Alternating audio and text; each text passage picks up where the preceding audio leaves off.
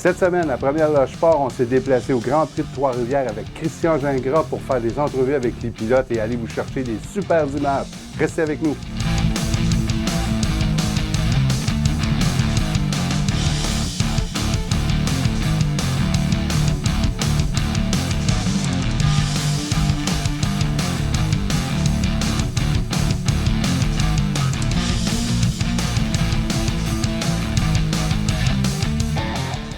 Alors bonjour, on est au Grand Prix de Trois-Rivières avec ISQ Média. On rencontre Michel Barrette qui court en coupe Nissan Micra avec ses deux fils en fin de semaine.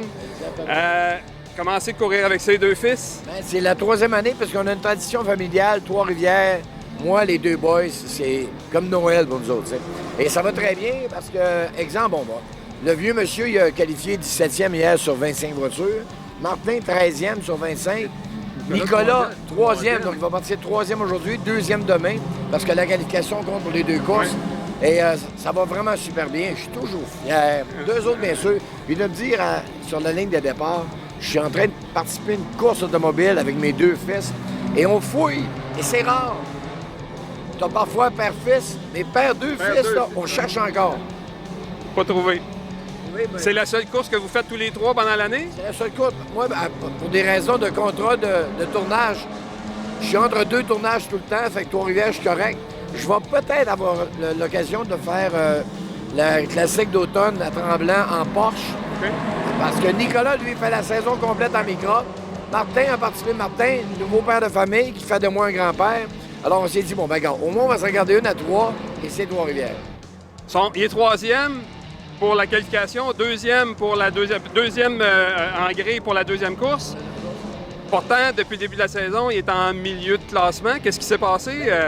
Oui et non, c'est-à-dire que je me rappelle entre autres de Calabougué où il m'appelle, dit mauvaise qualification, je passe 16e, 17e, mais j'ai une course à faire. Puis finalement, il finit 5e, 7e. Fait qu'il a quand même remonté de 17 à 5. Alors, tout dépendant, bien sûr, des conditions de la voiture, des conditions. Mais bon, c'est ça la course, là. Mais il y a du volant en tabarouette. Et il a réussi enfin hier à le prouver une fois de plus avec un résultat incroyable. Et à Trois-Rivières en plus. À Trois-Rivières. Wow! Oui, parce que les gens, il faut qu'ils comprennent une chose. Ce qu'il y a d'exceptionnel à Trois-Rivières et de particulier, c'est que t'es mieux partout. Si tu cours à Tremblant, à Shannonville, tu sors sa pelouse, bon, c'est plat. Mais l'erreur ici, c'est fini. C'est du ciment, puis ça se tasse pas. Je sais parce qu'il y a 3 ans, j'ai fait touchette à la sortie de la porte du Plessis, là, puis le mur, il n'a pas tassé. Moi, j'ai frappé, mais...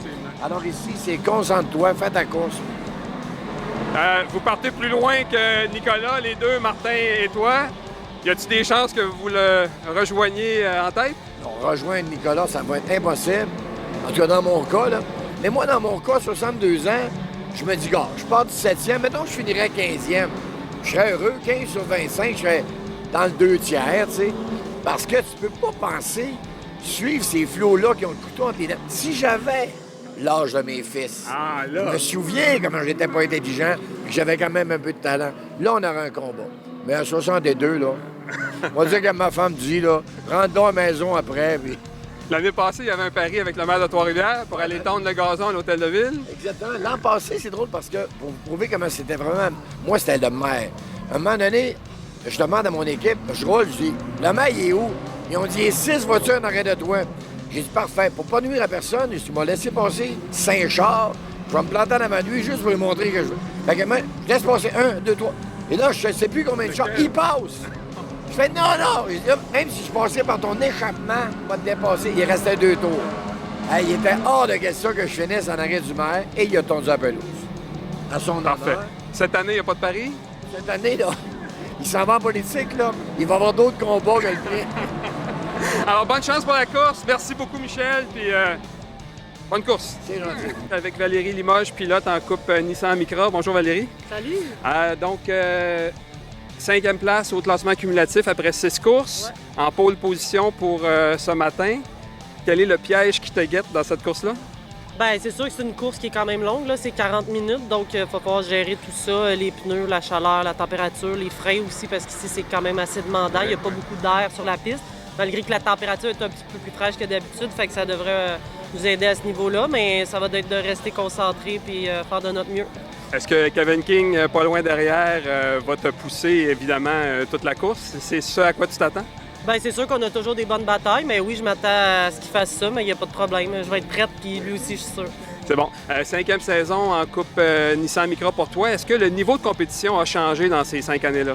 Ben oui, il a changé parce qu'il y a toujours des nouveaux venus. Il y en a qui viennent, il y en a qui partent, mais je veux dire, il y a quand même toujours de la compétition, puis c'est ce que j'apprécie de cette classe-là, en fait. C'est bon. Les voitures sont toutes identiques pour tout le monde. Est-ce que le travail des mécanos peut faire une différence ou c'est vraiment juste le pilotage qui fait une différence? Ben non, parce que c'est quand même la course automobile. On est toute une équipe, puis c'est sûr que la voiture, si elle brise ou si elle n'est pas bien préparée, ben il peut y avoir des bris, puis on finit pas des courses. Donc des fois, c'est pas de notre faute, mais ça fait partie de la game aussi. Donc, merci. Dans les années 2000, tu as couru dans plusieurs séries prestigieuses aux États-Unis, entre autres. Oui. Est-ce que c'est ton objectif d'y retourner ou si tu as fait une croix là-dessus puis ça va bien en Coupe Nissan Micra? Ben c'est sûr qu'on aimerait toujours ça y retourner, mais c'est toujours le budget là, qui fait la différence. Donc on sait jamais, mais on se croise les doigts quand même. Bien, bonne chance pour la suite puis bonne chance pour la course surtout. Merci. Avec Nicolas Barrette qui court en Coupe Nissan Micra. En milieu de classement, après 6 courses, 3e en qualification hier. Est-ce que tu t'attendais à ce que ça aille aussi bien sur le circuit urbain ici à Trois-Rivières? Non, j'avais vraiment espérance parce que ici, c'est une course très importante. Mais en fait, c'est vraiment, on a travaillé sur le setup du véhicule. Puis moi, j'allais pas plus vite que d'habitude, mais le véhicule, les camber, les taux, là, j'ai jamais vu ça. C'était incroyable. Là. J'ai qualifié 2 puis 3e pour aujourd'hui, puis 2e pour demain. Très content. Puis on va espérer avoir une belle longue course. Je sais que l'auto va être constante tout le long de la course. Je crois en mes talents pour vraiment finir sur le podium et espérer une victoire ici à Trois-Rivières. Excellent. C'est ta 3e saison en Coupe Nissan Micra. Est-ce que le niveau de compétition a changé pendant les années où tu étais avec la série? Oui, il y a des bons qui sont partis, mais il y a des bons qui se sont rajoutés. Il y a des recrues cette année. Là. Marco Signoretti, c'est vraiment un très bon pilote. Il y a d'autres jeunes qui viennent de karting. Ça a changé beaucoup, mais ça a vraiment resté stable. Il y a des très bons compétiteurs. Le top 5 est excellent. Puis je suis fier maintenant de dire que je peux faire partie du top 5 constamment. Bien, c'est bon. La Coupe Nissan Micra, c'est des voitures qui sont toutes identiques. Est-ce que l'équipe de mécanos peut faire une différence ou s'il y a juste le pilotage qui peut faire changer? J'ai toujours cru que c'était juste moi qui était important. Je me suis dit, moi, je crois à mes talents, mais finalement, l'alignement et tout, le véhicule, là, avoir un bon setup, des bons mécanos qui connaissent ça, c'est très important. Ça change tout, en fait. Moi, je suis vraiment constant de mes performances depuis le début, mais quand on a travaillé sur le véhicule, on a tout changé. J'ai vraiment vu l'amélioration. C'est là que j'ai compris que c'était très important. Là. C'est bon. Pour le Grand Prix de Trois-Rivières, ton frère Martin, ton père Michel sont aussi en course. Évidemment, ils ont moins d'expérience en Coupe Nissan que toi, tu fais toutes les courses. Est-ce qu'ils peuvent quand même causer une surprise, tu penses? Oui, exact. Mon frère Martin, il a moins d'expérience, mais je sais qu'il a vraiment du talent. Là, il part loin parce que c'était sa première fois cet été, mais je sais qu'il est capable de faire une belle remontée. Puis j'aimerais ça finir qu'on se batte ensemble sur la piste. Là. Ah, bien, c'est bon. Alors, bonne course à tout le monde, à toute l'équipe, et puis bonne chance. Merci beaucoup. Avec Guillaume Archambault, numéro 49 en Formule 1600. Bonjour Guillaume. Bonjour, bonjour. Des courses endiablées hier, 2 podiums, dont une victoire. Juste un podium. Juste un podium, et donc une victoire dans la deuxième course vraiment endiablée. Pourtant, le début de saison n'avait pas été si extraordinaire que ça. Qu'est-ce qui s'est passé entre le Mont-Tremblant et Trois-Rivières? Pas grand-chose, je te dirais. On a pris un petit recul. On s'est posé des questions, vraiment, de pourquoi est-ce qu'on fait ça, puis pour quelles raisons est-ce qu'il faut venir ici, tu sais. Je pense qu'on est revenu à la base de dire pourquoi on vient aux courses, puis pour quelles raisons. Je pense que c'est payant. Il faut vraiment apprendre à avoir du plaisir, même si c'est un sport hyper dispendieux. Puis il faut pas partir en fou, puis se dire qu'on va devenir champion de Formule 1 en partant, là, tu sais, puis on le deviendra probablement jamais, tu sais. Donc, tu penses être capable de garder ce rythme-là d'ici la fin de la saison avec cette nouvelle attitude-là? Certainement. C'est sûr que c'est la meilleure attitude à prendre pour commencer une course. Faut pas se mettre de la pression. Il faut y aller puis donner tout ce qu'on a. Puis c'est ça on est là pour ça. T'sais. Hier, de la pluie, de la chaussée humide. T'aimes ça ou est-ce que c'est ça qui t'a permis d'aller en avant ou... J'adore la chaussée humide. J'ai une voiture qui pardonne énormément. J'ai la chance d'avoir une équipe merveilleuse qui sont à mon écoute puis qui connaissent énormément ça. Donc, je dois leur remercier pour tout ce qu'ils font, c'est certain. J'adore la pluie, c'est sûr. Ça équilibre toutes les choses, évidemment. On va dire, mettons, si quelqu'un fait 100 erreurs, Mettons que tout le monde fait 100 erreurs, mais celui qui en fait 90 va gagner, alors que sur le sec, tout le monde est un peu plus stable. Donc, mettons celui qui en fait 10, mais celui qui en fait une, tu comprends? C'est bien plus serré, c'est ça que mon chum me disait hier. Puis j'ai bien aimé l'analogie. OK. Alors, troisième course bientôt, dans quelques minutes. Évidemment, ton objectif, c'est la victoire, mais penses-tu que c'est possible avec Olivier Bédard qui est toujours dans le décor, Bertrand Godin qui, en fin de semaine, semble être en feu? C'est quoi ta stratégie pour la course? Faut être patient. Pour gagner une course, il faut la finir. Donc, évidemment, il ne faut pas trop se presser. Je pense que le plus important, c'est de rester vivant jusqu'à la fin puis de rester dans l'aspiration des gars en avant puis de ne pas les perdre. La plupart des courses se gagnent dans les 10 derniers pourcents. Fait que c'est pas dans le premier coin qu'on gagne une course. Fait qu'il faut rester patient. Les deux premières courses ont été très respectueuses, pas de casse ou presque. À Trois-Rivières, c'est important?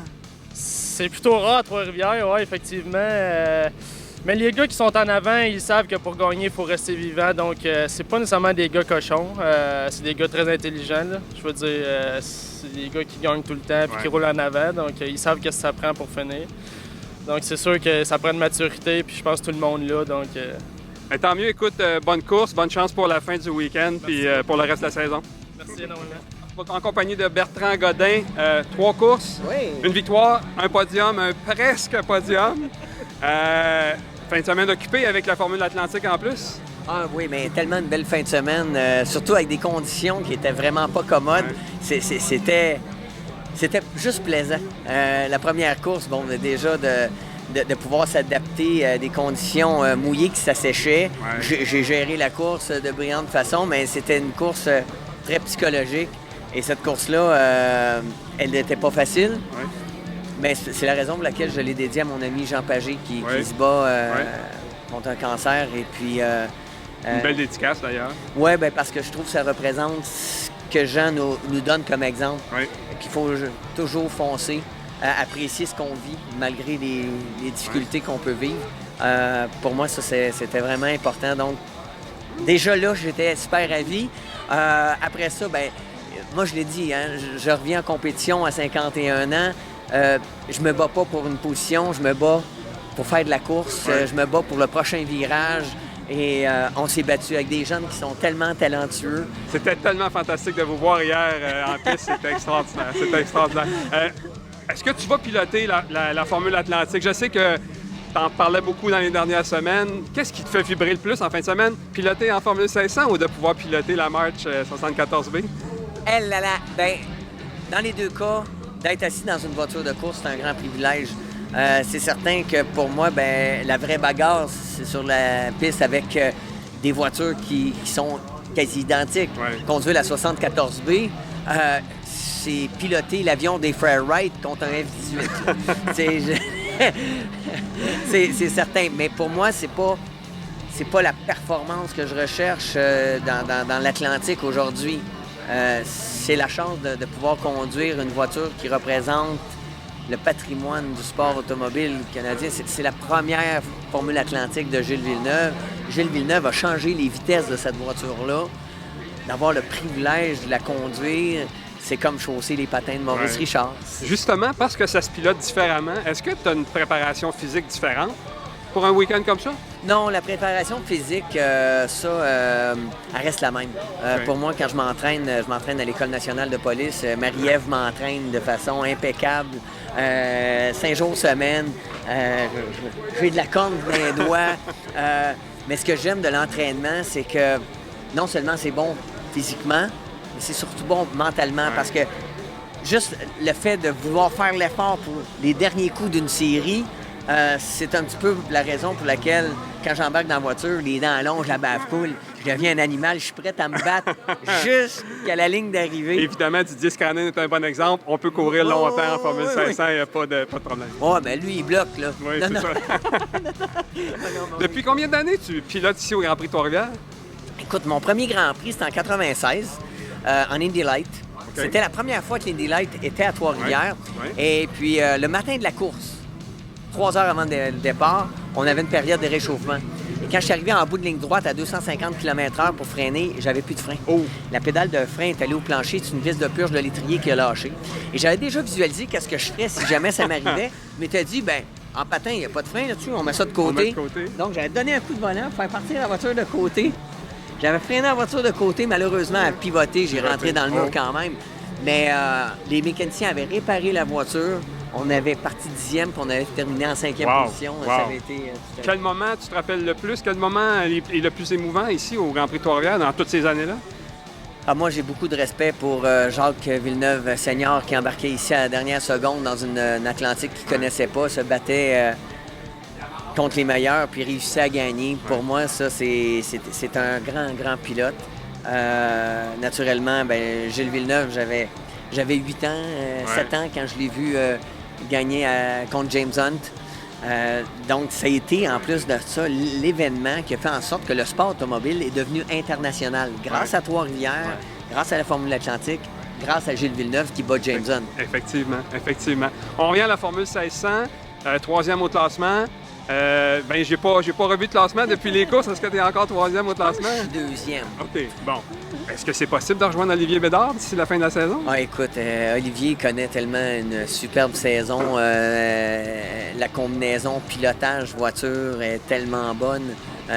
Ça va être difficile d'aller chercher, mais comme j'ai dit, moi, ben, je me bats pour le prochain virage. Exactement. Mais n'empêche que l'équipe Britain West, avec la voiture Groupe à l'infini, ben, on a travaillé fort pour essayer de régler un problème du train arrière, qu'on a encore un peu, mais beaucoup moins.